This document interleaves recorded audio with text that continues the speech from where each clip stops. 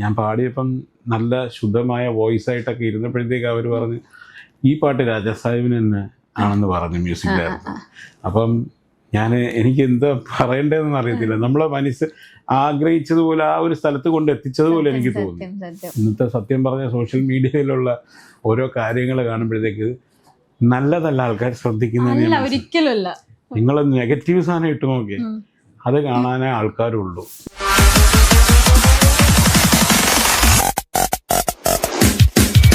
Hi, hello, നമസ്കാരം.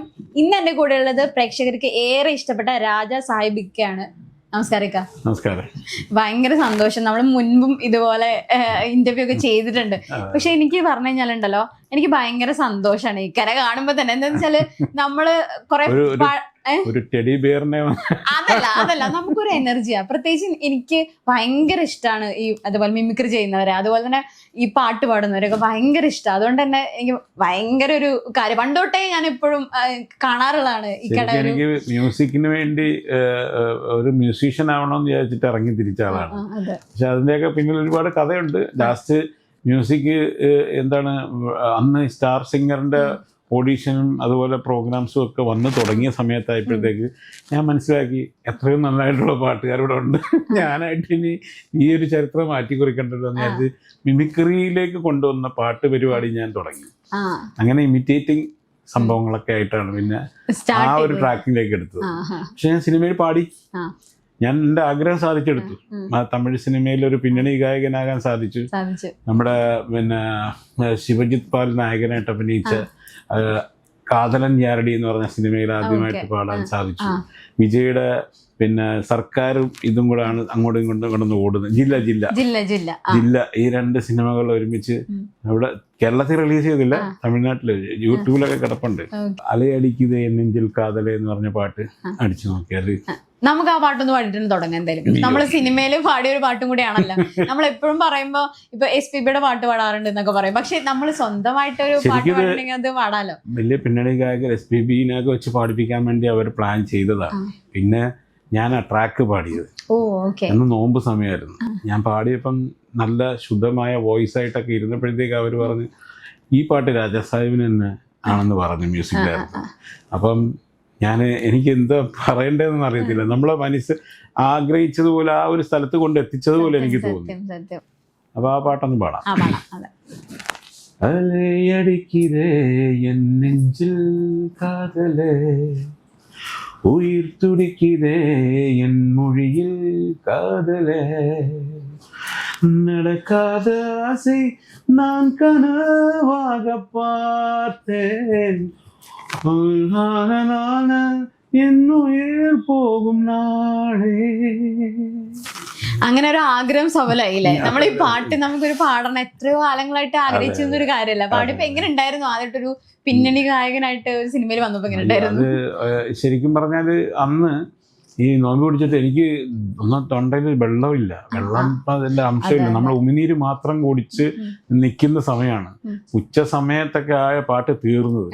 നിസ്കരിക്കുന്ന സമയത്താണ് നമ്മൾ ഇച്ചിരി പായൊക്കെ കുപ്പിളിച്ചിട്ട് നമ്മൾ ചെയ്യുന്നത്.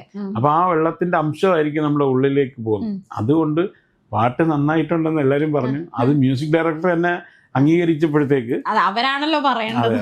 അപ്പൊ ഭയങ്കര സന്തോഷം. പിന്നെ അതില് വേറെ പാട്ടുകൾ നമ്മുടെ പിന്നണി ഗായകൻസ് ഒക്കെ പാടിയിട്ടുണ്ട്. അതിനകത്ത് അവരെല്ലാം ഒരു ഫാസ്റ്റ് നമ്പറൊക്കെ പാടിയിട്ടുണ്ട്, ഒരു പാട്രിയോട്ടിക് സോങ്ങും പാടിയിട്ടുണ്ട്. ഇതെല്ലാം ട്രാക്ക് പാടി.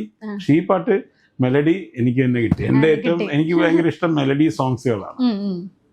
അത് കിട്ടി. അതന്നെ ഏറ്റവും വലിയൊരു ഭാഗ്യം എന്ന് പറയുന്നത്. ആഗ്രഹിച്ച കാര്യം നമുക്ക് കിട്ടുമ്പോണ്ടല്ലോ, അത് ഭയങ്കര ഒരു സന്തോഷം തന്നെയായിരിക്കും നമുക്ക് ലൈഫിൽ കിട്ടുന്ന. പാട്ട് പാടാൻ പറ്റുമെന്നൊന്നും വിചാരിച്ചൊന്നുമല്ല. ഓരോരുത്തരുടെ പാട്ട് കേൾക്കുമ്പോഴത്തേക്ക് എനിക്ക് ഇതൊന്ന് പാടിയാ ഇങ്ങനെ പാടിയാൽ കൊള്ളാവുന്നുണ്ട്. അങ്ങനെയാണ് ഞാൻ ഇമിറ്റേറ്റിംഗ് തുടങ്ങിയത്.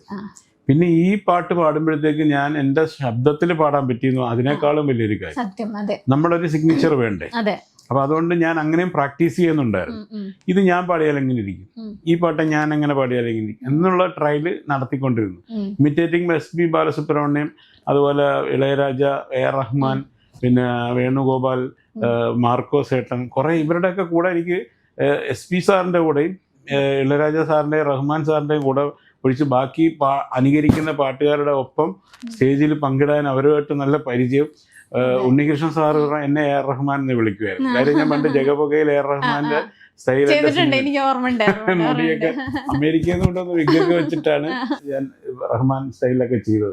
അപ്പൊ എന്നെ കാണുമ്പോൾ ഉണ്ണിച്ചേട്ടൻ എന്നെ അങ്ങ് വിളിക്കും, റഹ്മാൻ സാർ പറയുന്ന എന്റെ വയറിലിങ്ങനെ കെട്ടിപ്പിടിച്ചിട്ട് പറയും, റഹ്മാൻ സാർ ചെവിയില്. അല്ല, അതൊക്കെ ശരിക്കും നമ്മുടെ ലൈഫിൽ കിട്ടുന്ന ഭാഗ്യങ്ങളാണ് കേട്ടോ. നമ്മളത് ചെയ്യുന്ന ഒരു കാര്യം, ഇപ്പൊ അതും ഇത്രയും ലെജൻസ് ആണ് റഹ്മാൻ സാർ എന്നൊക്കെ പറയുമ്പോ അത് ചെയ്യാൻ പറ്റാന്ന് പറയുന്നത് തന്നെ ഭാഗ്യമാണ്. അദ്ദേഹത്തിൻ്റെ ഒപ്പം എനിക്ക് ഒരു പ്രോഗ്രാം ചെയ്യണമെന്ന് ഇപ്പോഴും ഭയങ്കര ആഗ്രഹമാണ്. അപ്പോഴേ നോക്കുമ്പോഴത്തേക്ക് റഹ്മാൻ സാറിനെ ഇമിറ്റേറ്റ് ചെയ്യുന്ന എന്നെക്കാൾ മികച്ച രീതി ഇമിറ്റേറ്റ് ചെയ്യുന്ന ഒരു പയ്യൻ പാട്ട് പാടുന്നത്.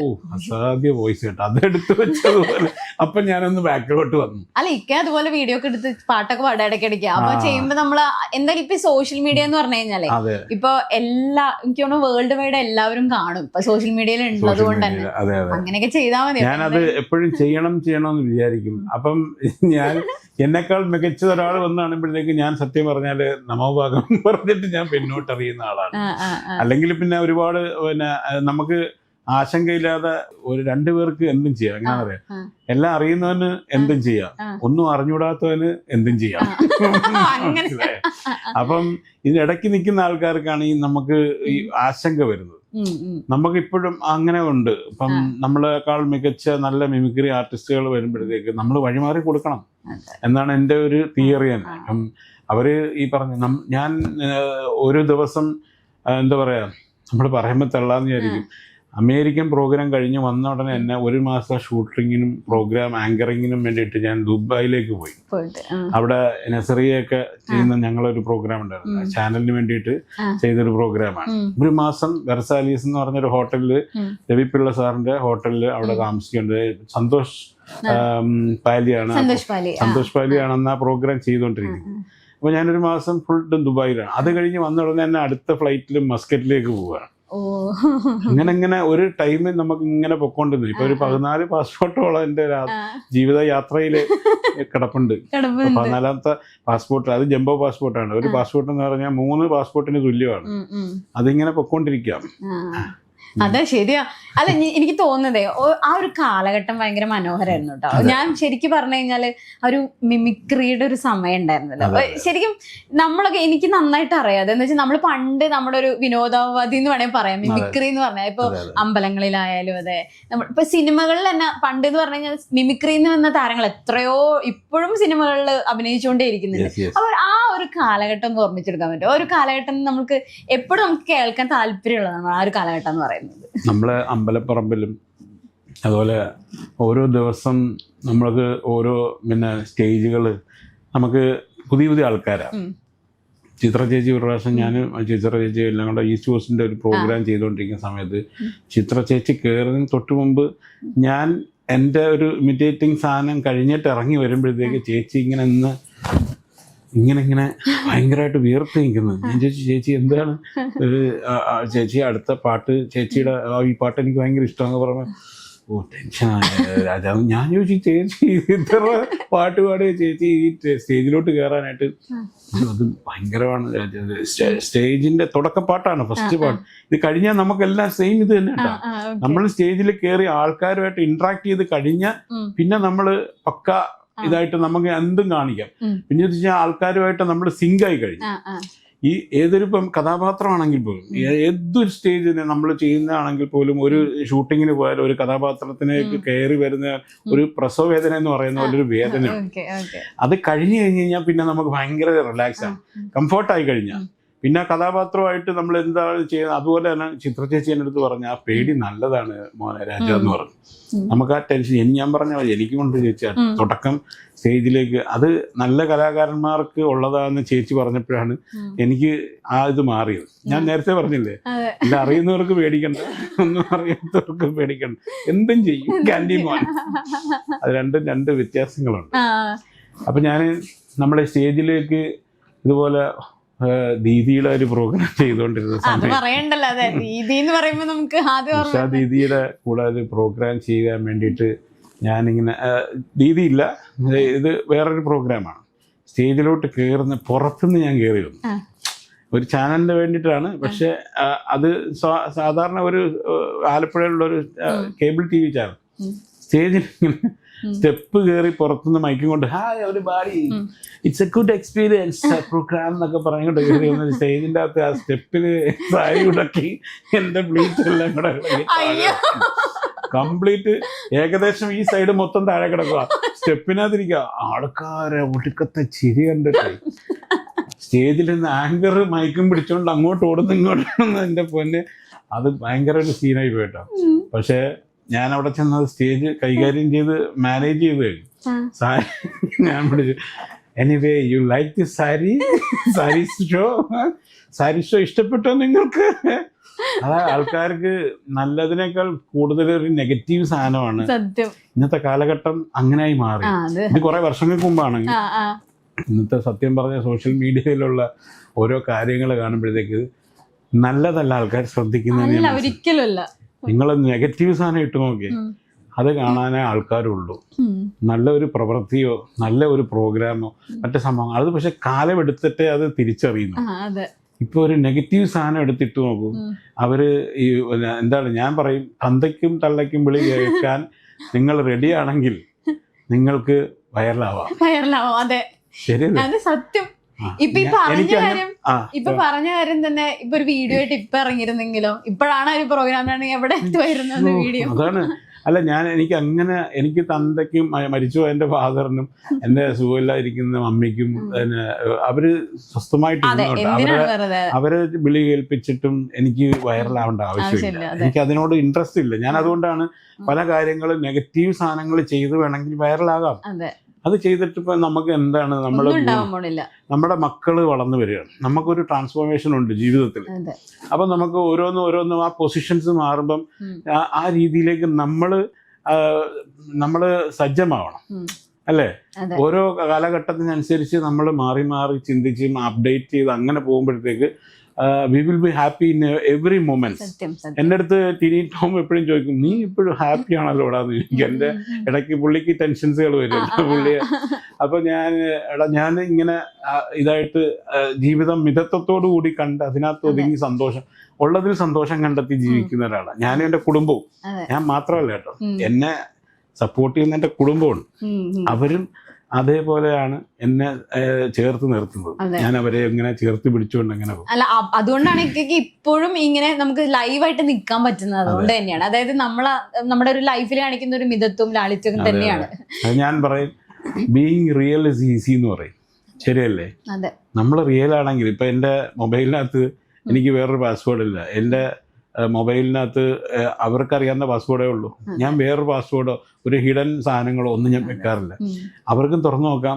എൻ്റെ കൊച്ചുമോക്ക് വരെ അത് തുറന്നു നോക്കാം. കാര്യം അവർക്ക് ഞാൻ എന്താണെന്നുള്ളത് ഞാൻ ഓപ്പണപ്പാണ്. നമ്മളെപ്പോഴും ഏത് സമയത്തും നമുക്ക് ഒരു ഒളിച്ച് വെച്ച ഉള്ളൊരു സംഭവം ഇല്ലാത്തതുകൊണ്ട് നമുക്ക് സുഖമുണ്ട്. ശരിക്കും അത് ശരിയാണ്. ഇപ്പൊ അഭിനയിക്കണ്ട, ജീവിതത്തിൽ അഭിനയിക്കണ്ട. അപ്പൊ ഞാൻ എന്തെങ്കിലും ഒരു കള്ളത്തരം കാണിച്ചിട്ട് നമ്മൾ ഇത് ചെയ്യുമ്പോഴത്തേക്ക് അവർ മൊബൈൽ എടുത്ത് മാറ്റി വെക്കുക. എന്നിട്ട് പിന്നെ അവർ വരുമ്പോഴത്തേക്ക് ഇതാക്കുക.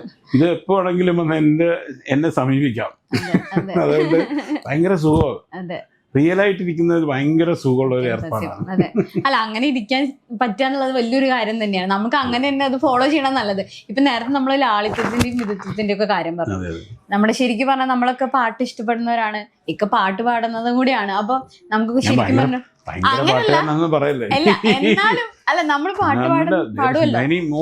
ഇപ്പം ശരിക്കും പറഞ്ഞു കഴിഞ്ഞാല് എല്ലാവരും പാട്ടുകാരാ. ഞാൻ ഏതൊരു പ്രോഗ്രാമിന് ചെന്ന് കഴിഞ്ഞാല് അവര് പറയും ഇവിടുത്തെ നമ്മുടെ സംഘടനയിലുള്ള കുറച്ചൊരു പാടുന്നുണ്ടെന്ന് പറഞ്ഞാൽ ഞാൻ അപ്പം അവരെ ഒന്നും ചെറുതായിട്ട് കാണാറില്ല. ആദ്യമൊക്കെ എനിക്ക് അവരെ പാട്ട് എന്തായിരിക്കും എന്നൊരു മനസ്സിലൊരു ജഡ്ജ്മെന്റ് ഉണ്ടായിരുന്നു. But it's different. ഏറ്റവും ഗംഭീര പാട്ടുകാർ ഇപ്പൊ അവരാണ്. നമ്മള് മസ്കറ്റിൽ ഇപ്പൊ ഒരു പ്രോഗ്രാമിന് പോയപ്പോഴത്തേക്കും അവിടെ ചെന്നപ്പോഴും അവരെ ഞാൻ സൂപ്പർ, വേറെ നമ്മളൊക്കെ ഔട്ടാണ് അപ്പോഴും അതുപോലെ പെർഫോം ചെയ്യുന്നുണ്ടാവും. എന്നാലും നമ്മള് പാട്ട് പാടുന്ന ആൾക്കാരെ നമ്മൾ അപ്രീഷിയേറ്റ് ചെയ്ത് പറ്റില്ല. അതുകൊണ്ട് ഞാൻ പറഞ്ഞതാണ്.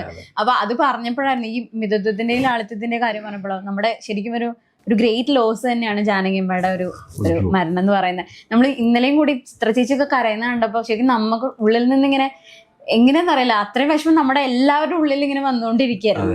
കണ്ണീരോട് കൂടിയിട്ട് തന്നെയാണ് അത് ഉണ്ടായിരുന്നത്. സുജാത ചേച്ചിയൊക്കെ അവിടെ പോയിരുന്നു. പിന്നെ ചിത്ര ചേച്ചി ഓൺ ദി വേ ആണ്. ആ സമയം ഞാൻ വാർത്തയിൽ കണ്ടതാണ് കേട്ടോ.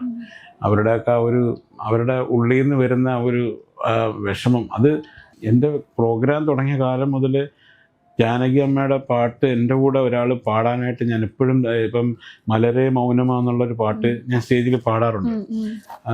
ആ പാട്ടിന് ജാനകി അമ്മയാണ് പാടിയിരിക്കുന്നത്. ജാനകി അമ്മയെക്കുറിച്ച് SPB സാർ പറഞ്ഞിട്ടുള്ളൊരു കാര്യമുണ്ടല്ലോ, ഈ പാട്ട് പാടി വെച്ചിട്ട് പോയിട്ട് പിന്നെ അദ്ദേഹം വിദ്യാസാഗറിൻ്റെ അടുത്ത് രാത്രി വിളിക്കും, സ്റ്റുഡിയോ ആ പാട്ട് ഒന്നുകൂടെ എനിക്ക് പാടണം എന്ന് പറഞ്ഞിട്ട് 3-4 പ്രാവശ്യം വന്ന് റീറെക്കോർഡ് ചെയ്തെന്നാണ് പറയുന്നത്. അത്രയും ഭയങ്കര, അത് ഓരോ പ്രാവശ്യം എനിക്ക് ആ പാട്ട് കേൾക്കുമ്പോഴേ ഓരോ ശൈലിയായിട്ട് തോന്നുക. ആ പാട്ട് പിന്നെ വൃന്ദ ഒരു കാര്യം ചെയ്താൽ മതി, ആ പാട്ട് ഇന്ന് കേൾക്കുക, നാളെ കേൾക്കുമ്പോൾ വേറൊരു രീതിയിൽ വേറെ സംഗതി എന്തൊക്കെയോ കയറുന്ന പോലെ തോന്നും. മാജിക്കാണത്. അത് കഴിഞ്ഞിട്ട് വേറെ കുറച്ച് ദിവസം കഴിഞ്ഞ് നമ്മൾ ഈ റേഡിയോയിൽ വണ്ടിയിൽ ഇങ്ങനെ പോകുമ്പോൾ ഈ സാധനം വരുമ്പോഴത്തേക്കുണ്ടല്ലോ, ഓരോ പ്രാവശ്യം ഡിഫറെൻറ്റ് സാധനങ്ങളും സംഗതികളുമാണ് ആ പാട്ടിനകത്തൂടെ. SPB സാറ് അതുകൊണ്ടാണ് അത്രയും സ്ട്രെയിൻ എടുത്ത് പാടിയത്. അതെന്തെങ്കിലും അവർ കൊടുക്കുന്ന ഒരു മാജിക് ഉണ്ട് ആ പാട്ട്. ഒരിക്കലും എനിക്ക് തോന്നുന്നു ആ പെർഫെക്ഷനിൽ ഒരാൾക്ക് പോലും പാടാൻ പറ്റും. ഇല്ലില്ല, ഞാനത് ഭയങ്കരമായിട്ട് ഞാൻ SPB സാറിനെ ഇമിറ്റേറ്റ് ചെയ്ത് പാടുന്ന ആളാണ്. ഞാനത് ഓരോ പ്രാവശ്യം പാടുമ്പോൾ എനിക്ക് സംശയമാണ്, അതിൻ്റെ അകത്ത് ഈ സാധനം ഇങ്ങനെയാണോ, അവിടെ ഇങ്ങനെയാണോ പാടേണ്ടത് എന്നൊക്കെ എനിക്ക് ഇപ്പോഴും സംശയം തീർന്നിട്ടില്ല. ഓരോരുത്തർ പാടുമ്പോഴും ആ പാട്ട് വേറെ വേറെ ആയിട്ട് തോന്നും. SPB സാറ് തന്നെ അതിനകത്ത് എന്തൊക്കെ സംഗതികളൊക്കെ കേട്ടിട്ടുണ്ടെന്നറിയാം സ്റ്റേജിൽ പാടുമ്പോൾ. അതെ, ഉറപ്പാണ്, അത് അങ്ങനെ തന്നെയാണ്. അപ്പോഴേ ജാനകി അമ്മ എപ്പോഴും അത് പറയുന്നത് സംസാരത്തിനകത്ത്, അതായത് പാട്ട് പോലെ തന്നെയാണ് സംസാരവും.